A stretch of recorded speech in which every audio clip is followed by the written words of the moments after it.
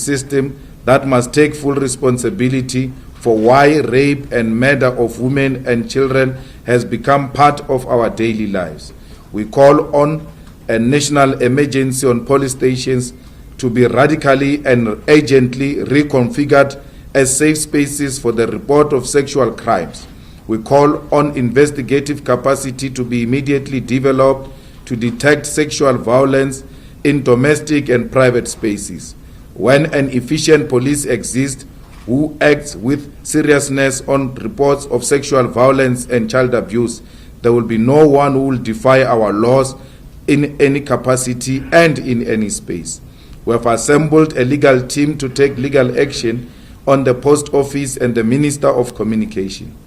This is because the safety of those who are serviced by the Post Office is the responsibility of the Post Office and the Minister of Communication.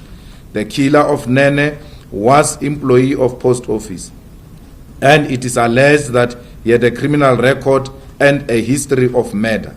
A responsible government and employer should have known this. By employing a person with a criminal record, the minister and the government were assuming the risk of such an incident happening against any member of the public. Advocate Tembega Ngukaitobi will be leading this team, and contact will be made with the family of Nene soon after the funeral.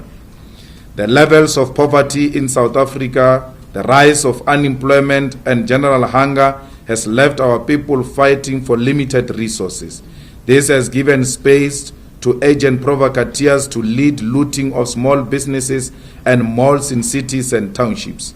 This has also been worsened by the misguided program by government targeting the raids of counterfeit goods amongst black people. If the raiding was genuine, how is it that certain malls were not raided by the SAPS? We call on fellow South Africans to stop the violence against other people in our communities. Xenophobic violence will never resolve the problems our country faces because they were never caused by foreign nationals in the first place. Unemployment, poverty, lack of service delivery, and high levels of crime are all created by the ANC government and its bosses in the white monopoly capital quarters. To kill another poor person with the hope that it will resolve your own poverty is a sign of self-hate, and that we live a lie. It is impossible for a poor person to be the cause of the poverty of another poor person. The battle must be taken to the real people who control our lives, the ANC government and big business that have failed to make our economy grow, create jobs, defeat poverty and unemployment. Africa's problem will never be resolved by disunity. Only a united Africa can resolve the problem that have troubled the continent for centuries. We therefore make no apology when we call for African unity, in particular renouncing the colonially imposed borders. The EFF has noted the Tito Mboweni, now ANC internal discussion document on the economy, as a direct declaration of war against the working class and black people in general. After the ANC conference was openly bought by white monopoly capital, we do not take it for granted that their policy direction is going to be dictated from imperialist Euro-American academy like Harvard University. Mboweni's document seeks the privatization of key assets of the state like Eskom, Transnet and water. It also plans to keep the banking sector outside the control of the state. It is a fact that with privatization always come job losses, casualization and outsourcing. We are back to the days of introduction of gear that saw the state companies being privatized, including the shutdown of universities. We call on the left in South Africa, from independent trade union movements to political formations inside and outside legislatures, to unite for the coming ANC war against the working class. The EFF will invest all its efforts to find a common platform for the left to emerge with a common program and speak in one voice. If a unity has been forged against the Zupta's overbroad church platform, unity can and must be forged against the coming neoliberal war by the ANC. I thank you. Thank you, Mr. President. I'm now going to invite the rest of you with questions at the members of the media. So let's attempt the first round. By show of hands, number 1, 2, 3. If you are behind the cameras, I am vertically challenged, so I might not realize you. Then, if you are behind the cameras, I see you before I go to my extreme right. You'll be number 4. Eh? Is there anyone else there? No one. So 1, 2, 3, and 4. Let's start with number 1. CIC, Natasha Kuri here from SABC News. So on Tuesday, the ANC Women's League said that government is lukewarm in regards to dealing with matters of gender-based violence. Maybe your reaction is the EFF. Secondly, there have been calls for the death penalty, I beg your pardon, to return. If you could just weigh in on that. And thirdly, EFF members, well, this was on social media, EFF members have been named as perpetrators of sexual, violence and assault. And further, maybe just your reaction on that. Thank you. Number 2. Yes. Okay, thanks. Sorry, Molo from ENCA. Just a few questions. When you say the battle to fight these attacks on women should also be taken by judges who care, what are you saying about judges? Do you get a sense that some of them perhaps are complacent on this sketch? And as much as you are saying that people must not attack foreign nationals, I'm sure a lot of South Africans will agree with that. But some will say practically they are confronted with a situation wherein some of these foreign nationals are taking up jobs which they should be taking. And all they are calling for is that people who come here in South Africa should only be bringing scarce skills. What's your position there? And when you say the battle must be taken to the people who control our lives, how should that battle roll out? That's very more formal. Thank you. Number 3. I am Tessa from the Daily Maverick. My first question is directed to you, CIC or Rana. It's in relation to the fact that having protected Mr. Ebane has withdrawn her court appeal with the Constitutional Court. I want to know what are your reactions to that, and why is it that the economic freedom fighters are still pushing for that, even though Mrs. Ebane has withdrawn? Don't you think that maybe it might come across as some people have said that this is being used as a political tool, or you are fighting political battles in the situation? Also, the president has asked the Constitutional Court to do a full and open hearing with regards to this specific situation. What do you have to say about that as well? Okay. Number 4. Good afternoon and thanks. It's an honor for the national opportunity. Two quick questions to the CIC. Media reports this morning reported that the NPA has taken the decision whether or not to prosecute you for discharging a rightful lost year of parties and anniversary celebrations. At the time, the party said that it was a toy gun and the shot coincided with sound of fireworks. Do you still maintain the same position? And then secondly, has the NPA perhaps been in contact with you in regards to this particular case as well? Thank you very much. The government is reluctant to deal with the issue of gender-based violence because the government has not introduced a radical changes when it comes to dealing with matters of gender-based violence, from reporting to investigation to prosecution and ultimately matters being heard by the judiciary or judges.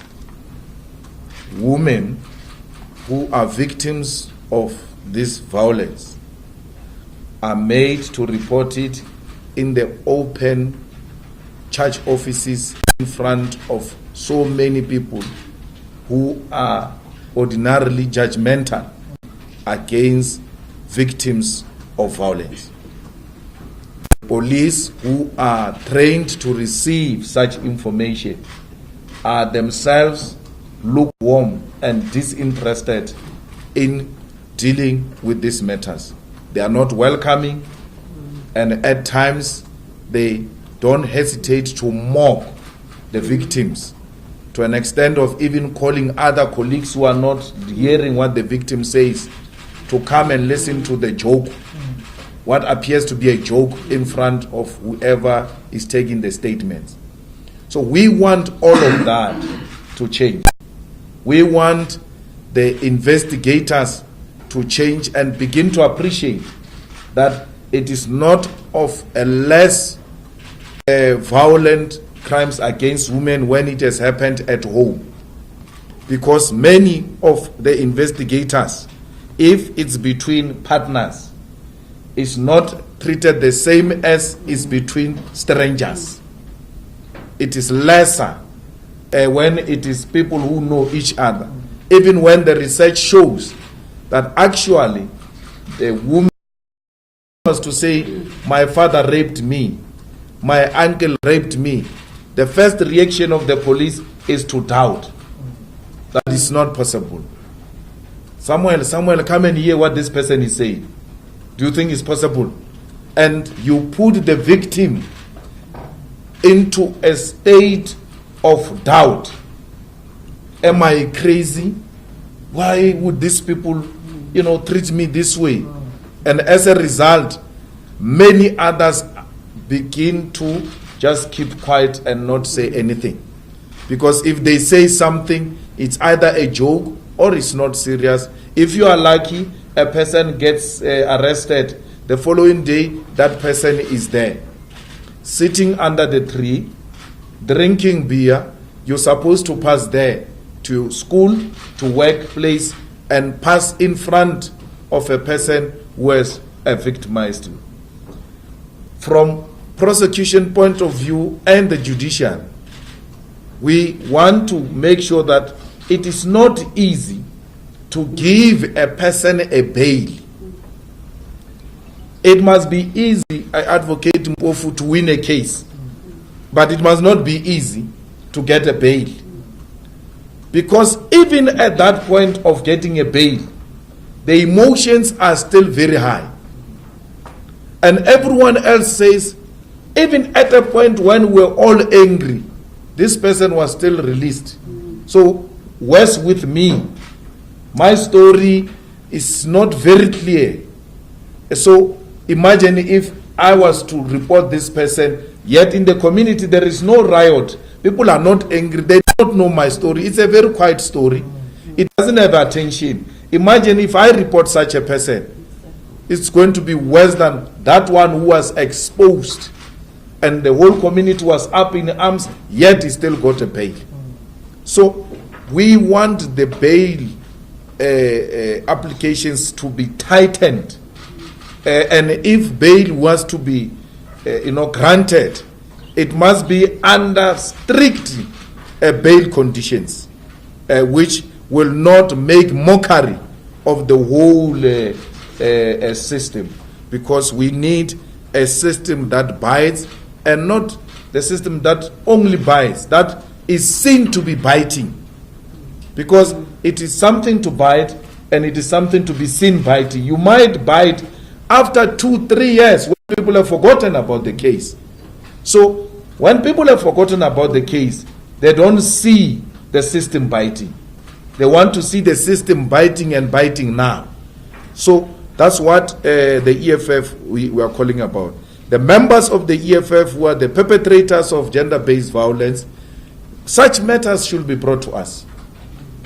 And we've always acted swiftly. There was one that was reported here in Johannesburg now. During all this situation, we acted. There is a story of Butani, which was in the social media yesterday. But how do we act there? Because a person just sent is it a DM or something, says Butani is known for being to commit rape, assault and violence on women in Polokwane and in Teflop University, and cases are opened. Tobela FM knows about it. We're not given case numbers. We're not given anything. We don't want to act, and the next thing, we are forced to pay a lot of money for reputational damages of innocent people. So we want to act, and we must be empowered so that we can act decisively. We have even removed people from our list to Parliament with such criminal records and allegations, which there was a prima facie evidence. So we want to act and will always act. We want judges that care. You know, Muloko, the court system is intimidating.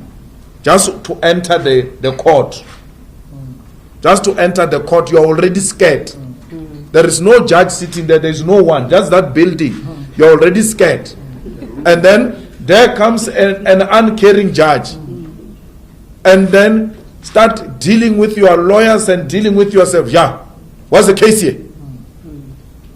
We need judges on matters of this nature to be welcoming, to be sensitive, to be seen to be believing the victims, and not to perpetuate that intimidation that is created by the court environment. It's not nice to be in court. Even for these senior counsels, you must see how they shake. All of them, when they talk, they put their hand behind them, and they're always touching that gown at the back. You can see this comrade is panicking. Yet they've been in court for many years. A victim of sexual violence goes to court for the first time. And because of that intimidating environment, she's unable to even present her case. All we are saying to our judges, please be welcoming. We are dealing with madness here. Our women are being targeted. War is declared on them. Let's support them. Let the court be a welcoming environment for victims of gender-based violence. There is no one who takes a job from South Africans. No one. They are being offered jobs. They don't take. They are offered. They don't take. The owners, okay, let's start here. The owners of the means of production is white people. When you say private sector, it's a polite way of saying white people. It's a polite way of saying white people. There is no foreign nationals in government. There are no foreign nationals in government. Those cleaners, those DDGs, those senior managers, those DGs are not foreign nationals. There is no government that employs foreign nationals. It is the private sector. Simply put, it is white people who prefer foreign nationals over South Africans. And after employing foreign nationals, they come to you and say, darling, don't you think this borders being let loose like this has led to foreigners taking jobs, and as a result, South Africans don't have jobs. That's what they say. So they instill in that, in us, that no, it is foreign nationals who are taking jobs, when it is them who are giving them jobs. Their own restaurant. Because if we can quantify the whole thing, who employs foreign nationals between government and the private sector? Restaurants, retailers, the hospitality in general, the farm workers. Who owns the farms? Who owns the farms? It is white people who employ foreign nationals. After employing them, they come to us and say, don't you think these borders being loose have led to these levels of unemployment? Plenty. this self-hate amongst us. And because we are unemployed, and because we've got government with no solutions to crisis of poverty and widening gap between the rich and the poor, we begin to start believing that. They always tell us who to hate, who to love.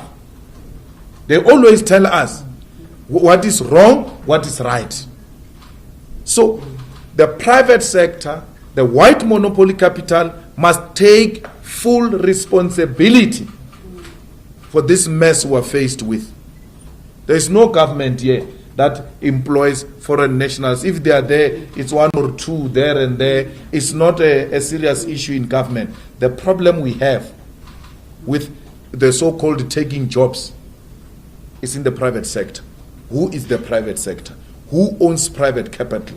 Is the white minority.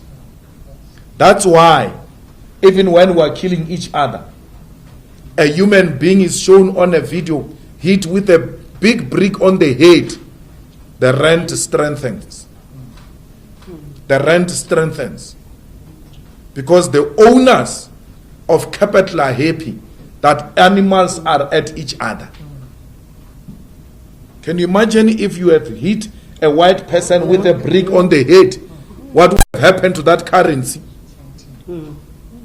Currency is not affected. The animals are at each other. We have successfully made them fight amongst themselves. And we are not affected by that.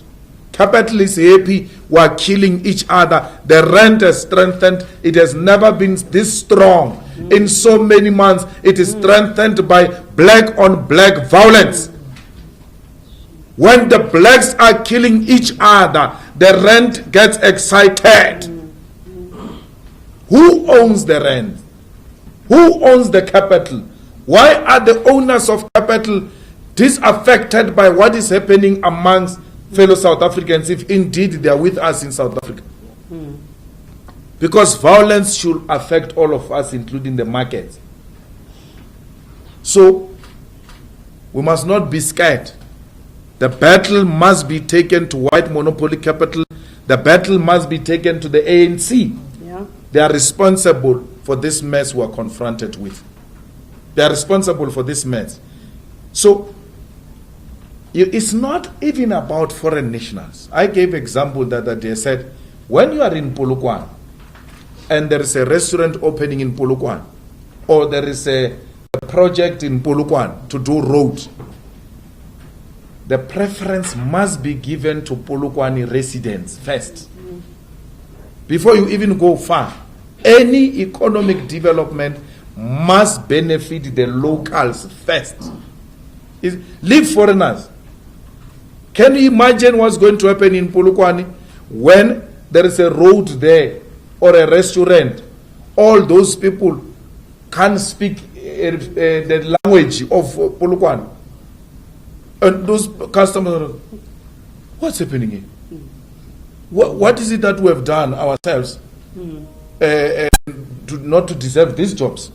What are you going to do? You are going to make the Polokwane people hate those people who are working in Polokwane, yet they don't come from there. That is a recipe for violence. You ought to give them preference so that if you go outside, you must say, we have tried you. There is no such a skill. We are looking for a chef who knows how to do prawns or sushi. And there's no such a chef in Polokwane. Because the Polokwane ones, they specialize with pap and meat. So we want someone who can do sushi. So we couldn't find. That's why we went outside. It is justifiable. There ought to be a reason why you overlooked the locals. It's not xenophobia. Our brothers in Nigeria, in Zambia, in Namibia, everywhere else, they've got a right to work here in South Africa in the same way they've got a right to work in their own countries. But preference will always be given to locals, including with South Africans themselves, among South Africans themselves. How do you go in Umtata there and then you open a restaurant when the customers are coming in Umtata? Tobela, Lilo Chiche, Lekai. What about, what's happening now? What is this now? What happened? Our children are not working here. Get Tobela everywhere. It's a recipe for disaster. Even our laws, when it comes to procurement and employment, say we should prefer locals. There's no apology about that. But private sector of South Africa prefers the foreign nationals so that we can fight amongst ourselves. Wake up, Dagi. They've set this up. They've set us up. They've set us up and they're enjoying. If you doubt, look at the rent. If you're in doubt, how can the rent strengthen when people are killing each other here? Someone is excited somewhere about what's happening in this country. And by the way, those things are not jobs, Muluk. Those things must be done by students, by the way. It must be by the way. Can't talk restaurant things as jobs. You can't talk those retail things as jobs and farm workers as being jobs. We need quality, permanent, well-paying jobs. And in that space of quality, permanent, paying jobs, you can't find any foreign national. We are made to fight for crumbs because that's what we deserve as Africans. Well, we never said we are going to Constitutional Court to appeal the case. On condition public protector does that. We don't take our mandate from public protector. We don't even talk to her. She finds us in court joining her. We don't require permission to do anything. If our constitution is threatened, we will protect it. We don't need anyone's permission. And Shem, your favorite is supporting us. Your favorite president is supporting us. He says, let the highest cost put a clear certainty on these matters. Your delinquent favorite Jamnandas has got a problem with that. He says, no, the Constitutional Court must not get involved. When we're all, your favorite is Doji. He does everything Zuma style. Yeah. He has replaced Zuma. When it comes to delay tactics, the president says, you're welcome, Constitutional Court, come and help us here. We're fighting with fighters. It looks like we're not clear on what this thing means. Can you give clarity? Jamnandas, the main culprit, says, we don't want to hear you. Leave it. I don't even know why these ones are coming here because the public protector has withdrawn. We don't need her permission.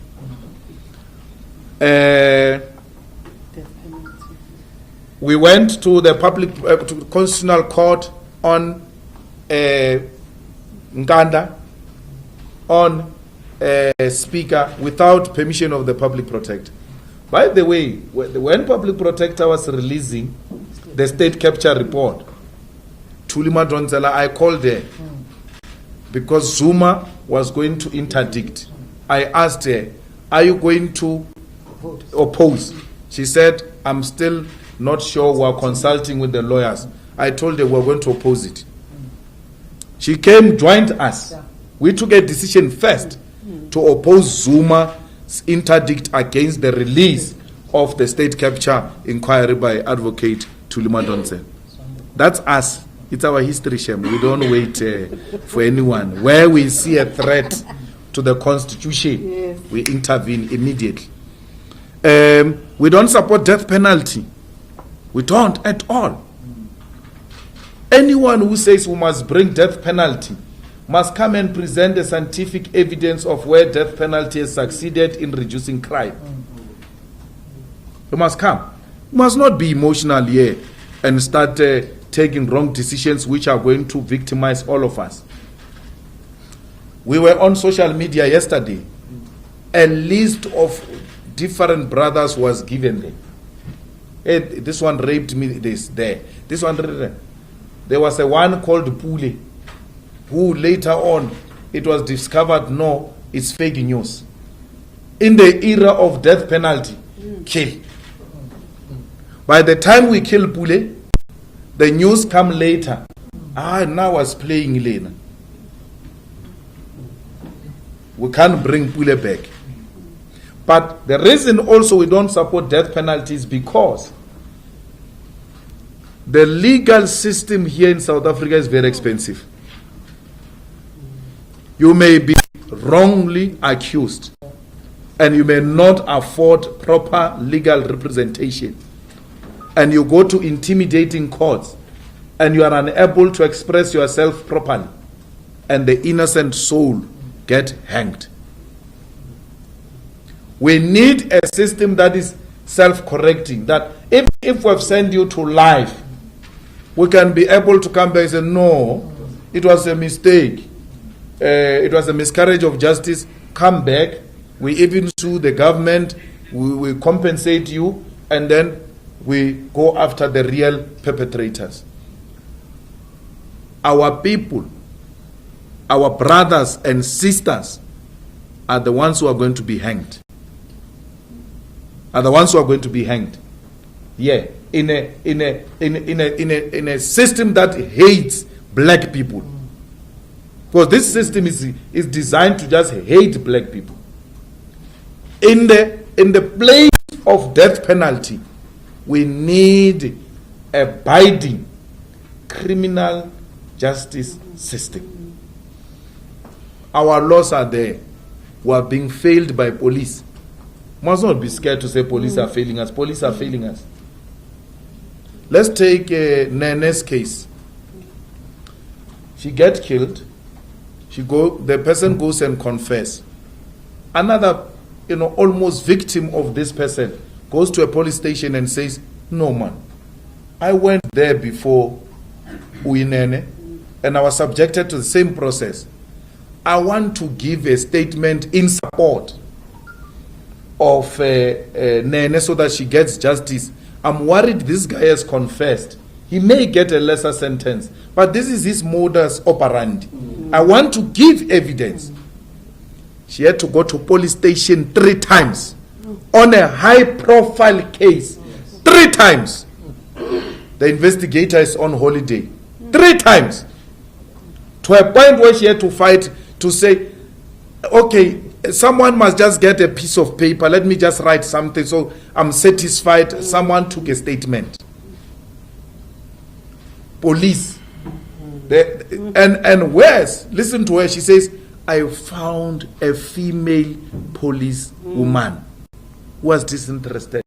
The investigator says, not here. It's not here.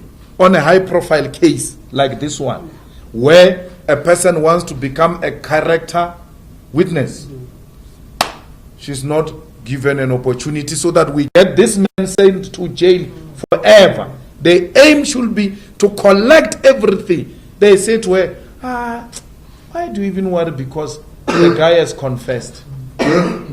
But a confessed person, judge may be lenient and say, no, lenient, he showed remorse, he confessed.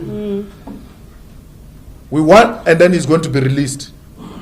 And then once other perpetrators see that this criminal was all over TV, he still got released.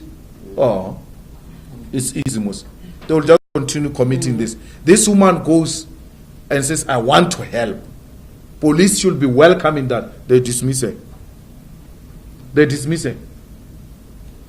Until she insisted that I'm going to help, I'm not going to rest until I give this evidence to the judge and to whoever matters, so that we send this person to jail forever. He must rot in jail. But he will only rot in jail if there is enough, sufficient evidence. Police don't go look for it. People volunteer. Even when people volunteer, they still reject it. Our police must take full responsibility for this mess. And there should be consequences for all those police that she has mentioned in a Facebook statement who were reluctant to help her. Action must be taken against them. A criminal case was investigated following the anniversary of the EFF at East London, Mdantsane. Police have made contact with me and they said they want to see me on Tuesday for a warning statement. I think they've taken a decision to charge me. But no worries, it's my life. Me and the establishment, we always fight. So I'm not worried about that. The journalists got to know that I'm going to be charged. Where before I knew that. Wow. There's a lady called Wendy, the journalist, Mendiwena. She knows the details of my case. I don't know anything. So anyone who wants to know my case, called Mendiwena. I don't know anything. She knows more than me. The police say we have taken a decision to charge him, but we are waiting for the right time. How can we wait for the what is the right time? Because if crime is committed, we must charge immediately and act decisively. So I will hear they said I must go and take a warning statement. So warning statement means you are charged effectively.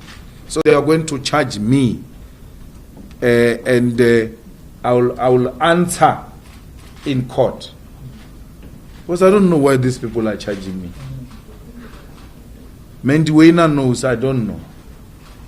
So I will hear in on Tuesday and I will hear in court. I decided to remain silent. It's my right. And they must tell me why they are charging me. I hear people talking about rifle and what.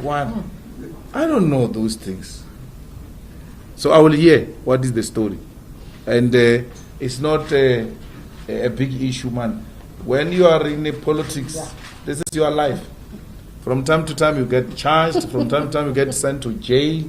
That's our life. We really shouldn't be worried. And if you are a friend, if you are a family of a politician and you are told the politician is going to be arrested and then you suffer stress, then you don't know what you are dealing with.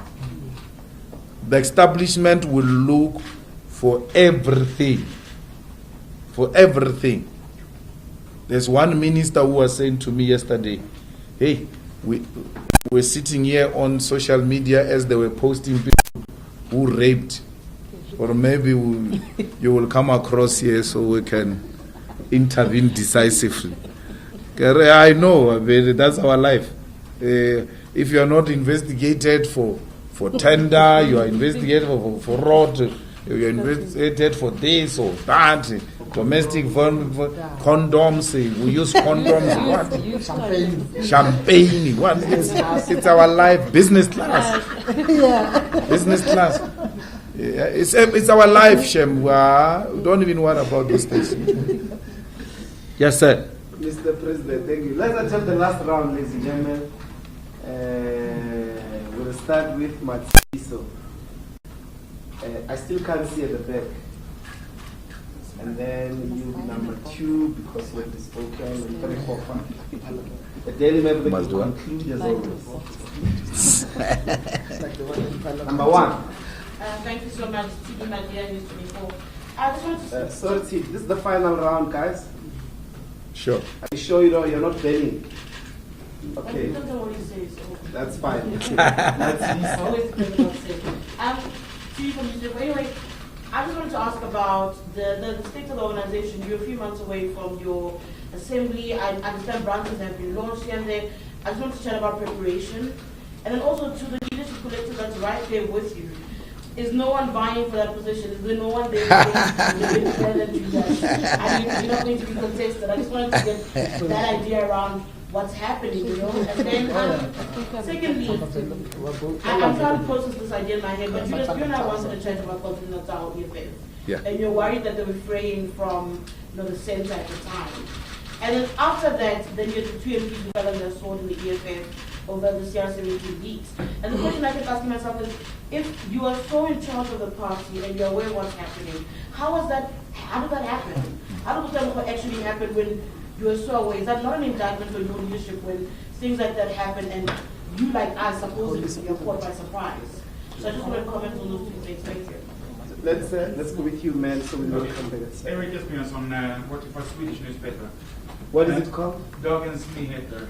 Dagens Yes. Oh, that one, we know it. That one, yeah. I read something from it yesterday.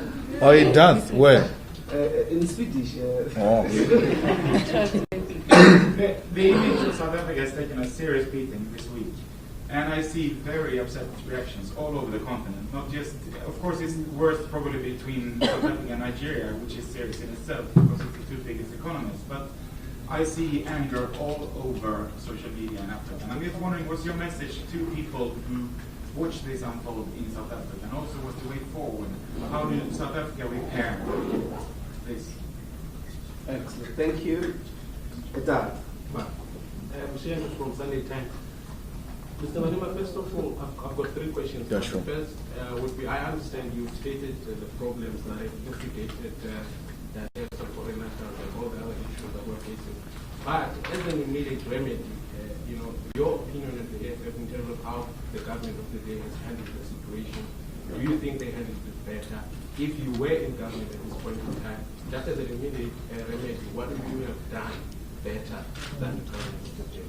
Number two, on your answer to my colleague about the EFF, people within the EFF ranks have been named in the anonymous accusations on various social media platforms. What is your broader view on that particular thing itself of people being named and shamed anonymously on social media without proper legal rules being undertaken? And then finally, unrelated to the issues of the day, the EFF Student Command in the University of Johannesburg, what is the status of, does EFF have a student command in UJ? I know you said during the conference of the EFFSC that there is no branch of the EFFSC in UJ, but we see, for instance, the likes of Gabriel Sheko, they continue to speak as members of the EFF Student Command. Thank you very much. My question is just related to Nandisa Mashiko. You had an EFF Women's March not so long ago, and the issue of the National Register for Sex Offenders actually came, to light. And my understanding is that it's not open to the public, but only employers. And I mean, if it was open to the public, such incidences like, the brutal rape and murder of women could have been prevented. Just maybe your comment on your stance on this matter. My question, Mr. Malema, is two-pronged. When you say we call on the left to unite against the ANC in the war again, that you say presumably they advance against the working class. First part of it is, how do you want to see this fight? What must they do? And secondly, are you also including the SACP to join you in this, given the fact that they also expressed their described over that document by Minister Mbowe? There's been two articles written by some of my colleagues referring to the violent rhetoric that the AFF uses and how that specific rhetoric is escalating. Would you say that this is true? I didn't hear the last part. You say that the violent rhetoric is true, that it's escalating. Is that your question? You want to help Daily Maverick? I'm not saying I'm helping. Okay. It's something that from the article that is Yeah, that's fine. That's interesting. Because I think the article also speaks about the drop in ratings. In the EFF. Ratings. Whose ratings? It's like EFF. Oh. According to the article. I think there's also linked to the article. Just comment on the perspective, the idea that there's a drop in popularity of the party. I think it was linked to that. Thanks for helping Daily Maverick. Mr. President, I think that's it. There's no more help coming. I was one day told when I woke up in the morning that I'm less popular than Zuma. Yeah. And then I called him saying, was I ever popular than Zuma? Someone didn't tell me that. I should have celebrated that I'm popular than the former president. I don't know how those things get to be conducted real, and I don't take them serious. I mean, Jamnandas is popular than Julius. And Musi, and I mean, it's okay. If it makes them sleep at night, it's fine. I mean, I don't have a problem. I really don't. I mean, we just came from elections here. And that is the most scientific evidence we can present to you. Any other, it's a propaganda machine used to justify nonsense. I'm not going to be told by Daily Maverick, a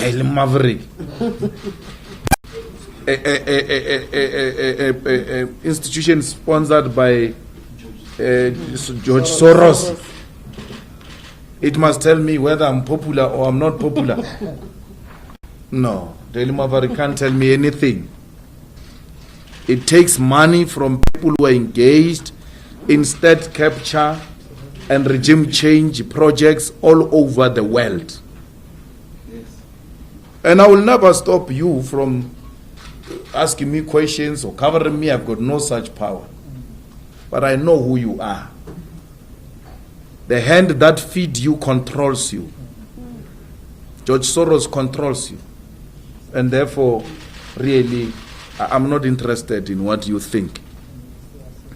You have made the EFF a project, Daily Maverick. You have made the EFF a project.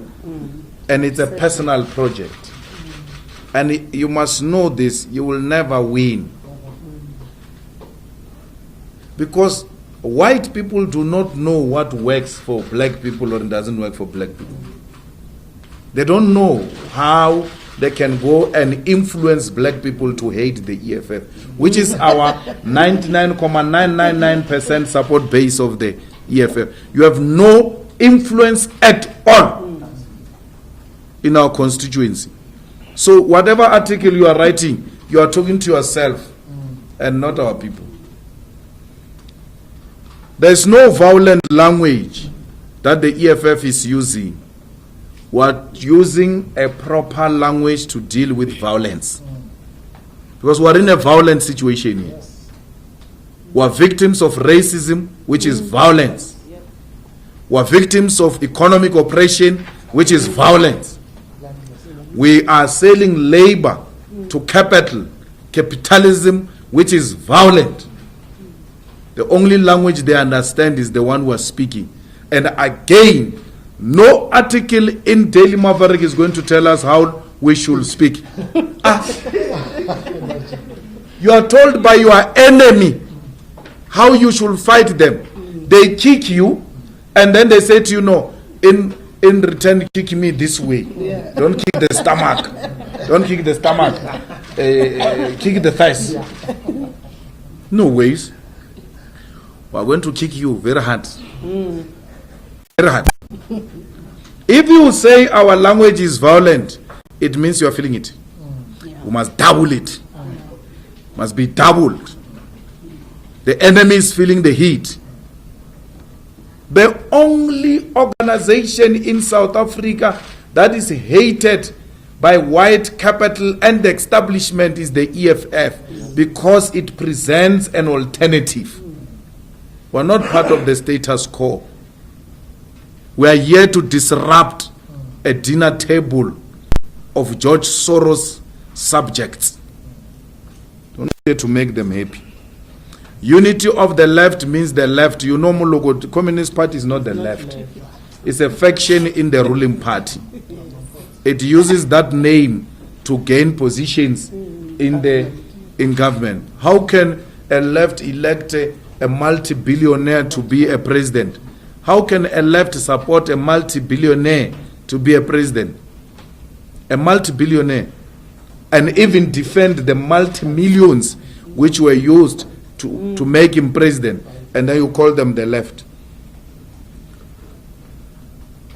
I don't know about branches of the student command. I think you must ask them.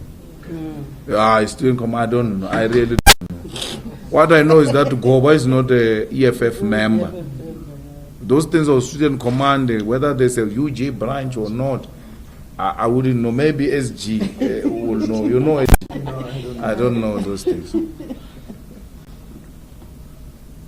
Well, when people name and shame in the social media,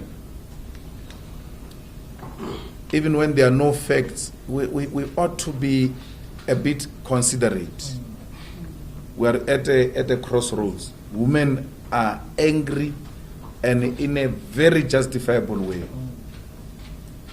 So to talk fair facts, it might not be, necessary now.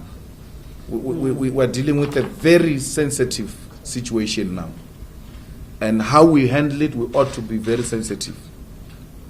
And we just call upon our sisters to continue speaking out and speak truth to power, and it can only be truth to power if it's true.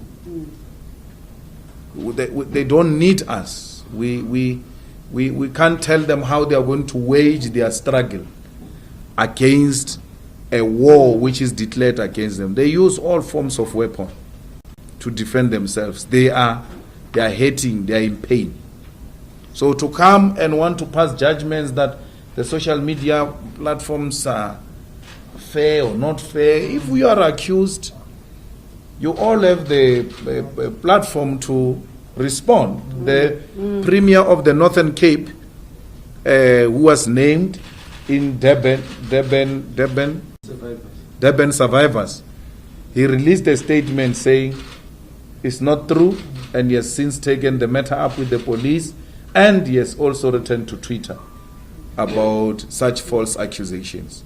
So we men who are the perpetrators of this violence against women, if you think you are wrongly mentioned with malicious intention, you've got a recourse. Yes. You've got a recourse. You can take action, but to come here and tell women how they need to fight their enemies will be to perpetuate their pain, and therefore we are not in position to even enter that space.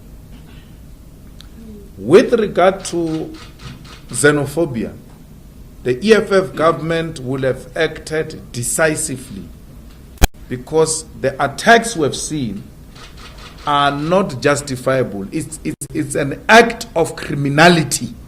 We must call them for what they are. It's crime. It's crime. Okay, let's say Nigerians are selling drugs. How do we solve that? We solve it by drugs, which is a crime. By selling crime, they commit crime. Do we solve it by committing crime? By murdering? By subjecting people to mob justice and kangaroo courts?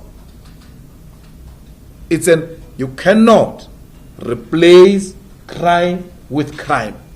You cannot replace a tendency with a tendency. It's an act of crime. One caller says Malema must come to Captain Park and see these Nigerians selling drugs openly. And my response is, it's crime. Report it. The police which are refusing to act, you must report them too. And you can even bring that to the EFF's attention, that this place they sell drugs, and we'll send SG to go and buy. We'll go and buy SG. Let's see. And the SG buys.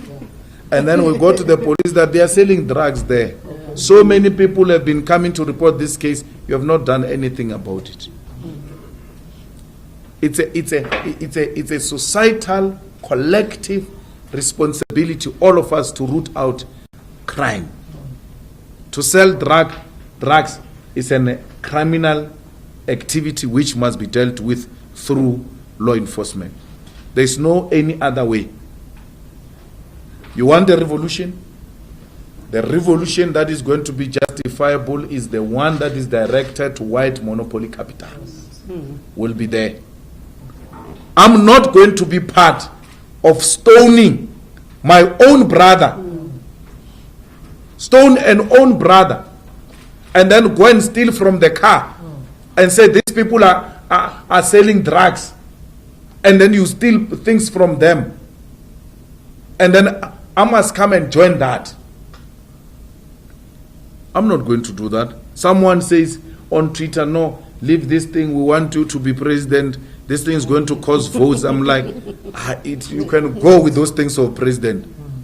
I must be a president of thugs, of criminals who beat up people. When you are done with Nigerians, when you are done with Mozambicans and Zimbabweans and Zambians, you are going to go for Shangans from Guyana. I have to stop you now before you come to me. Now some of us can't even talk your language. They are going to ask us to make certain pronouncements in their language, and we can't pronounce Wow. Back to Limpopo. We are going to be victims. Celebrate and be happy. And say the nonsense you are saying about foreigners and Nigerians. Go on. When they are done, they are coming for you. They are going to say, no, the reason we don't have jobs here is because of these Zulus. They must go back to Natal. We don't have jobs here. Is this Xhosas? They must go back to Eastern Cape. We don't have jobs here. It is this Pedis here. It is these vendors. Back. Because there will be no foreigner to fight. But poverty will remain. Hunger will remain. The inequality will remain. I said the other time, bring all the buses, let's put all these Nigerians and Zimbabweans in buses, let's take them back, and let's see if you'll get an employment tomorrow. Yeah. It's a myth. It's the most stupid thing to think of. You are justifying crime, and you give it nice names called xenophobia, Afrophobia. It's crime. It must be dealt with as such. I'm not going to join anyone who beats up an African person. I'm not part of that mess. I will never even support anyone who wants to stone a white person.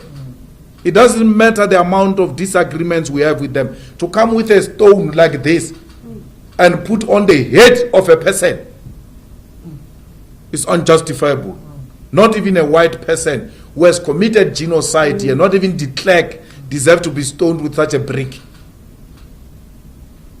You must subject him to a normal process. Let the law take its own course.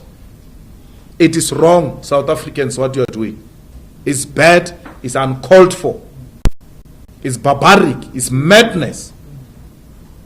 It is not a Nigerian, it is not a Zimbabwean that killed Uinene.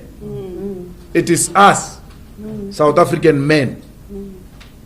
It is us who are committing violent crimes against our women. The problem is with us. Let's solve it. Where there is crime, crime has got no nationality. Crime has got no color. Crime is crime. It must be punishable. Don't tell me, no, Nigerians must stop selling drugs here. Nigerians must stop selling drugs even in Nigeria. If they are selling drugs. Drugs must not be sold anywhere by anyone. It's a crime. It must be dealt with as such. All my sisters and my brothers in Africa who said will no longer go to South Africa to perform because of this violence, I support them. They've taken a stand. Take a stand, bloody coward. Take a stand. They've taken a stand. All those who refuse to play friendly games with Bafana, thank you for refusing. Take a stand. Criminals have taken our streets here. They are damaging the good image of South Africa. Take a stand. We will fight crime. It doesn't matter who's doing crime. We'll fight it. We must fight crime. But there is no way of fighting crime through committing crime. We're not part of that mess. Anyone with an EFF t-shirt must play very far from that madness. We're not part of madness. We're part of the solution to the problems confronting our people on the ground. And the immediate solution to that, to the problems that are facing us, is the removal of the ANC and confrontation of white monopoly capital. That's what we need to do. The anger in the continent is justifiable. What do you expect Africans to do? They must give us roses in exchange for beating up with their brothers and sisters, their relatives. If this was done somewhere in Africa against South Africans, we are even worse. We would have done worse than what Africans are doing. You say you don't want for Africans to drive trucks. Stupid. You don't even know that these trucks are engaged in cross-border business. They are not necessarily South African trucks. They go all over the continent. No, we don't want them here. If you don't want them here, they are not going to allow South African truck drivers to come into their countries. Therefore, these trucks, even if they are South Africans, they won't have business. Go on, bloody fool. Go on and destroy your own economy out of stupidity. You don't want truck drivers who comes from other nations. These are cross-border trucks. Ordinarily in that business, you get different nationalities. It's like that. It's like that. So why are you engaged in such stupidity? Please. South African men were made to run in Zambia who are driving trucks now. Because they were told our people are being butchered and beaten in your country. Stop it. If you want the continent to treat you properly, stop what you are doing. Stop it. So we are saying to our fellow African brothers and sisters, it's not all of us. Majority of us, we know that we are not South Africans. We are Africans. There's nothing special about South Africa. There is no South Africa and African continent. We are African continent ourselves. And therefore, we make no apology to side with the victims of xenophobic and Afrophobic attacks because we see ourselves in them. And therefore, you should please, we know that you're feeling pain. We know that you are angry. But it is not all of us. And we are dealing with that problem here in South Africa. Don't hate all of us. We are with you. We support the positions you have taken as African artists, as recognizable individuals, as sports personalities. We understand your anger and we support it. But please don't brush all of us with the same brush of xenophobia and Afrophobia and self-hatred. We love ourselves in the EFF and we see Africans as a mirror to show us of how we look like. We see ourselves through those people. And therefore, please find it in your good heart, because Africans, you are good people. Find it in your good heart to forgive us. We are sorry. We are ashamed of ourselves. And we sincerely apologize for this madness. We are sorry. Please don't treat all South Africans the same. We are dealing with these criminal elements who want to project us as people who do not love our own brothers and sisters. Forgive us. We come from a traumatized past and we are struggling in finding ourselves.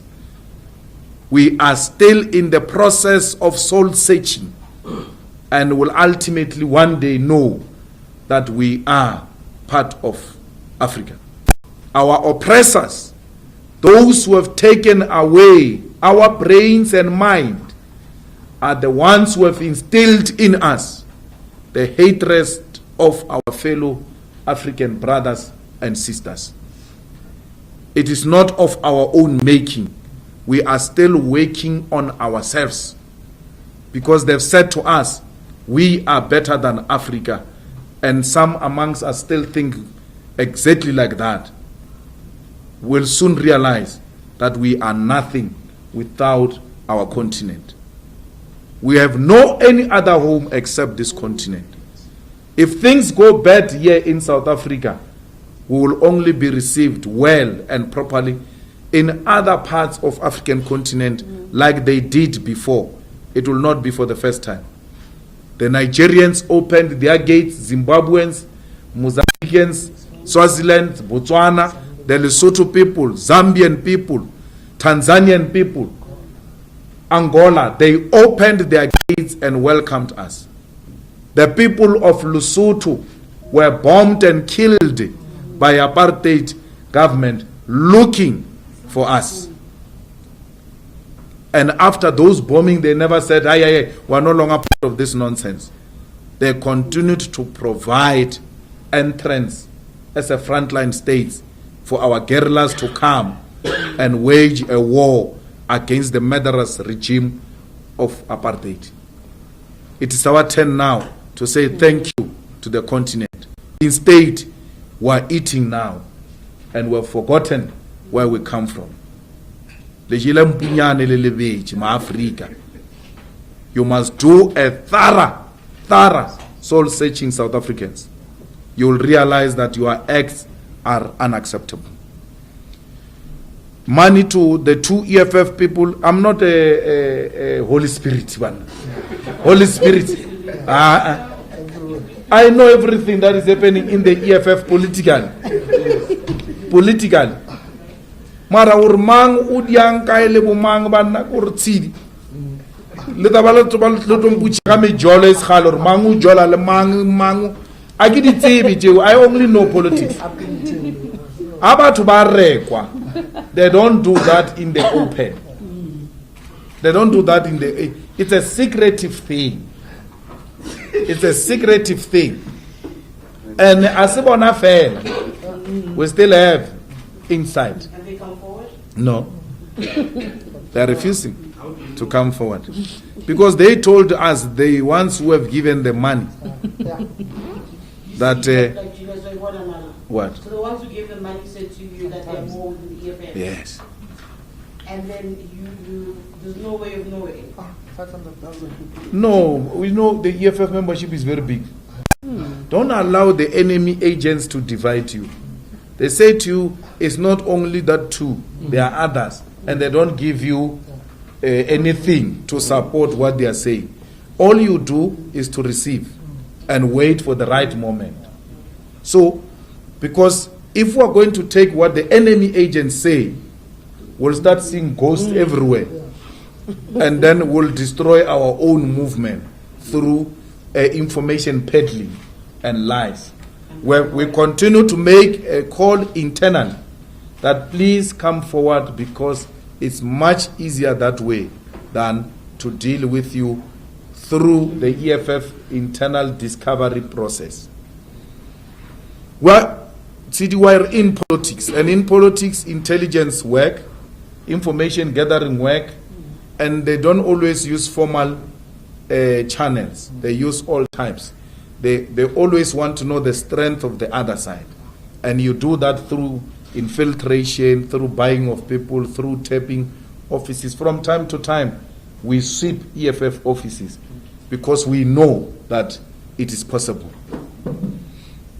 You know, one of the MPs of the EFF, after Cyril Ramaphosa spoke and gave a State of the Nation address, sent Deputy President of the EFF an SMS and said, "Boamba zwabu de muhulwane, boamba zwabu de muhulwane," and sent to Deputy President immediately after the State of the Nation address.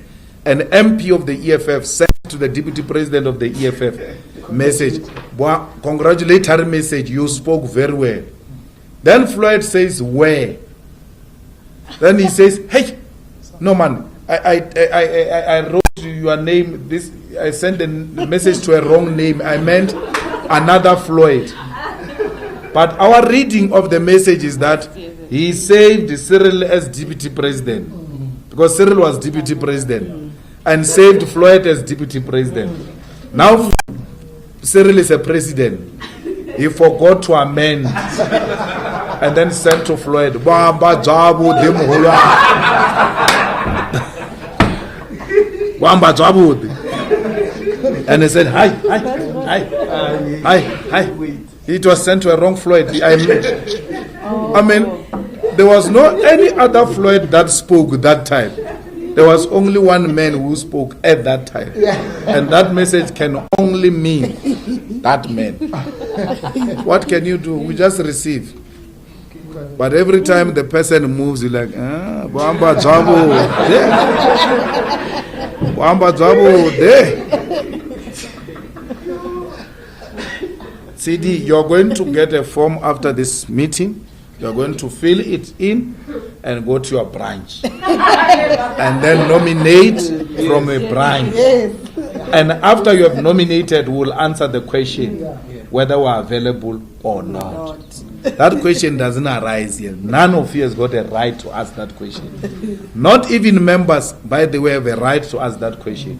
Only the IEC says, Mr. Malema has been nominated. He meets the threshold. We're now going to ask him, Mr. Malema, are you available? Only then we will answer that question. But safe to say, all positions in the EFF are contested. That includes the position of the president.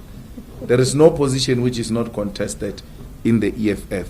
And when Dali contests me in December, don't say it's a division. They say, we're in a plus. You must be very happy. Oh, there is democracy in the EFF.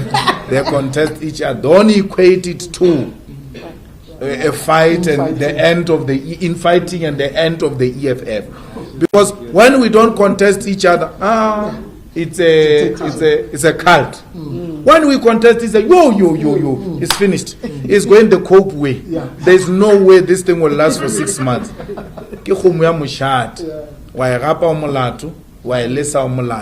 There's nothing we can do. We're ready for the conference. The branches are still going through.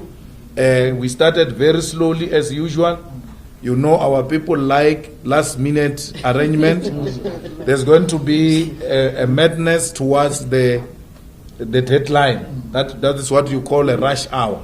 So once they see the deadline is coming, all of them will now want to go to their branch people's assemblies to elect delegates. We're happy this process is smooth, is quiet. There are disputes there and there where they say our branch was not taken to a BPA properly, and we're dealing with that internally every time people raise those complaints. So, and there's a general discussion amongst our leaders in the provinces and regions about where the EFF must go in terms of policy and who are the correct leaders to take the EFF to that direction we want it to go. So, so far so good. I think the conference will and should take place in Nazareth. They asked you a question about something. Answer. Yes, about the registry, the sexual offenders registry. Yeah. We raised a lot of issues with 5 different entities, as you know. And the issue of the offenders registry cuts across the Commission for Gender Equality, the SAPS, and obviously the NPA.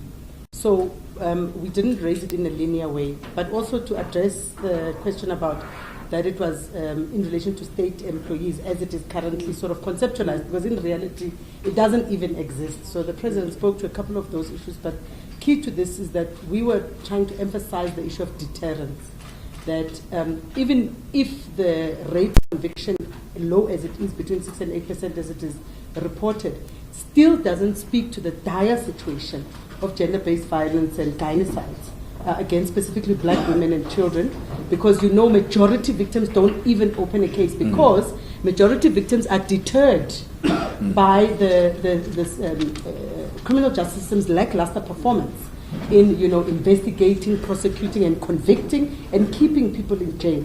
So it actually deters victims, which means the point we were trying to raise was that we need a more perpetrator focused criminal justice system as opposed to this perpetrator-friendly environment. And so the issue of expanding the register, making sure that all gender-based violence and sexual offenders are actually published regularly. We even made recommendations to the President that they should use social media more often the way we do.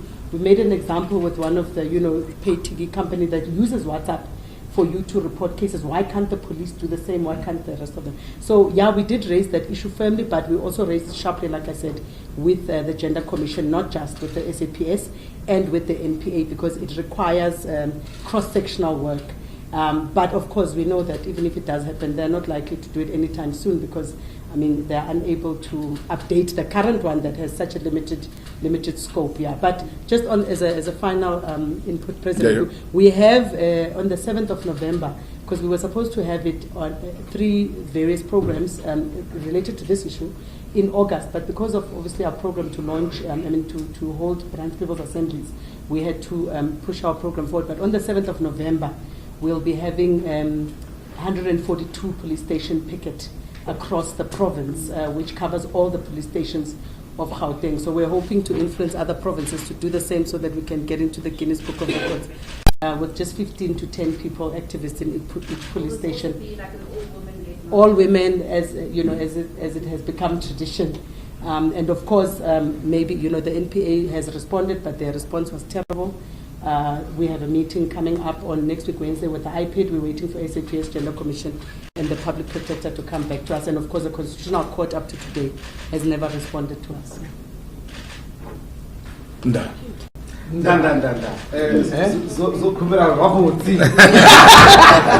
you, everyone, and have an excellent day. Thank you. No, it's okay. You don't do it. You finish.